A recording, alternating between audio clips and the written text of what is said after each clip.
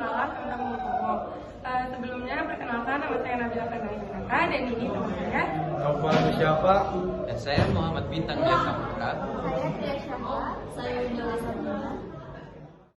Kali ini, di pembahasan ini, kita akan membahas siapa itu Bung Tomo, pendidikan Bung Tomo, gerakan yang dibuat oleh Bung Tomo, dan karir Bung Tomo selama berpolitik. Untuk yang pertama, siapa itu Bung Tomo? Sutomo atau lebih dikenal dengan sapaan akrab Bung Tomo, ialah pahlawan nasional Indonesia dan memimpin militer Indonesia pada saat masa revolusi nasional, yang dikenal karena peranannya dalam pertempuran 10 November 1945. Mengapa Bung Tomo begitu dikenal? Karena Bung Tomo memiliki jasa terhadap upaya mempertahankan kemerdekaan Indonesia, yaitu Bung Tomo melalui pidatonya berhasil membangkitkan semangat rakyat Surabaya untuk kembali melawan para penjajah. Assalamualaikum warahmatullahi wabarakatuh. Nama saya Nabila Kanayunaka. Di sini saya akan menjelaskan pendidikan Bung Tomo. Bung Tomo pertama kali mengenyam pendidikan di bangku sekolah rakyat SR di Surabaya, Jawa Timur. Sekolah ini juga dikenal dengan istilah Holland Indisch School atau HIS. Sekolah ini berbahasa Belanda sebagai bahasa pengantarnya. Sekolah ini untuk golongan penduduk keturunan Indonesia asli sehingga disebut juga dengan Sekolah Bumi Putra Belanda. Namun pada umumnya sekolah ini dibangun untuk anak-anak dari golongan bangsawan, tokoh-tokoh terkemuka, dan pegawai negeri. Akan tetapi akibat perkembangan politik dan gejolak sosial yang terjadi pada masa-masa sebelum dan sesudah kemerdekaan, sekolah ini akhirnya dapat dirasakan oleh semua golongan. Yang kedua, Bung Tomo juga melanjutkan sekolah di Sekolah Mulo. Pendidikan ke Sekolah Mir Ut Gebreidleger on der Weg Mulo. Usai lulus dari sekolah rakyat, Sekolah Mulo merupakan sekolah yang didirikan pada masa kolonialisme Belanda. Lembaga pendidikan formal ini adalah sekolah lanjutan tingkat pertama yang setingkat SMP. Nama saya Noval Musyapa, saya dari kelompok 2. Saya ingin menjelaskan tentang pendidikan Bung Tomo dari sekolah HBS hingga perguruan tinggi. Jadi, Bung Tomo dimasukkan sekolah ke HBS. Sekolah ini melanjutkan tingkat menengah pada zaman kolonial Belanda untuk orang Belanda, Eropa, dan elit pribumi. Sekolah ini juga menggunakan bahasa Belanda sebagai bahasa pengantarnya pelajarnya. Sekolah ini setingkat dengan Sekolah Mulo. Namun jika dibandingkan dengan jenjang pendidikan sekarang, HBS setara dengan SMP dan SMA. Melanjutkan sekolah di perguruan tinggi. Usai menamatkan pendidikan di HBS, Bung Tomo sebenarnya ingin berkonsentrasi dalam gerakan sosial, kemasyarakatan, kepemudaan, dan perjuangan, membela bangsa dan negara. Akan tetapi sang ayah justru memaksanya masuk perguruan tinggi.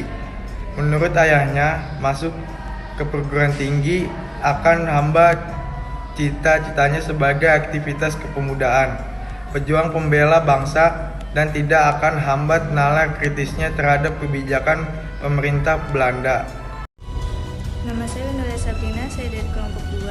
Saya akan menjelaskan tentang perjalanan politik Bung Tomo. Sebenarnya sudah dimulai sejak umurnya yang masih terbilang muda.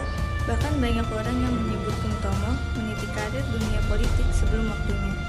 Bukannya diremehkan, justru usia muda itulah yang membuat Bung Tomo dipandang. Kematangan Bung Tomo dalam berpikir membuat ia dipercaya oleh banyak kalangan.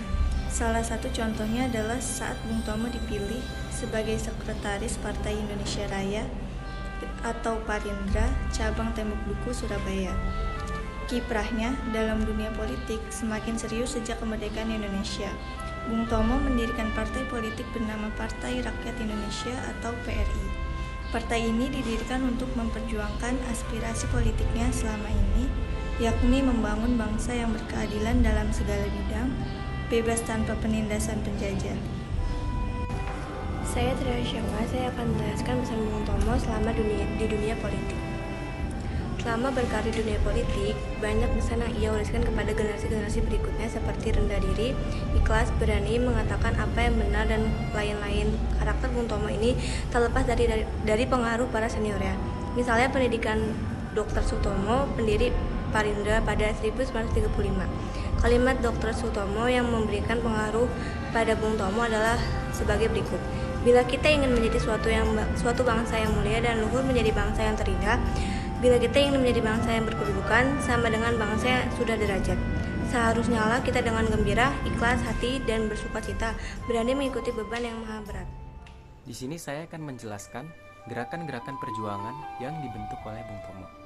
Yang pertama, gerakan jihad melalui BPRI di masa revolusi fisik di tahun 1945 sampai 1949.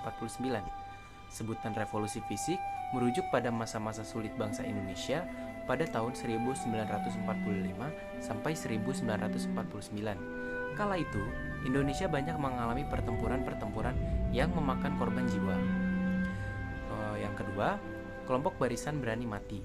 Bung Tomo juga membentuk Barisan Berani Mati. Kelompok ini dimaksudkan untuk melahirkan pejuang-pejuang yang tidak gentar melawan musuh, siap mati, dan siap untuk menjadi syuhada. Untuk memperoleh pasukan atau anggotanya, Bung Tomo tidak melakukan secara paksaan, tapi Bung Tomo melalui pemancar radio yang telah dimiliki. Bung Tomo memanggil siapa saja untuk tergabung dalam kelompok ini secara ikhlas. Yang ketiga, dipilih untuk mengemban tugas khusus. Bung Tomo dipercaya untuk mengemban beberapa tugas dan pengalaman khusus.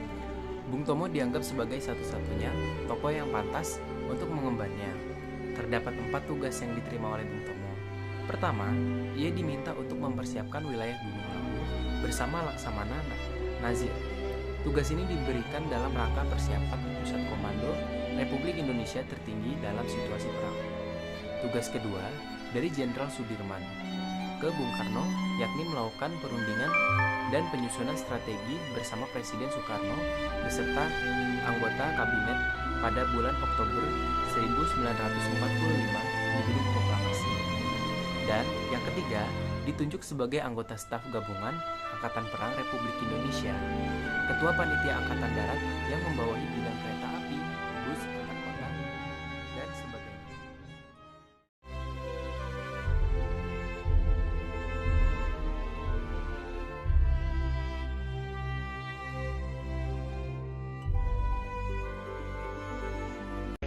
Walaupun kita tahu bahwa kau sekalian akan mengancam kita untuk menggempur kita dengan seluruh kekuatan yang ada, tetapi inilah jawaban kita.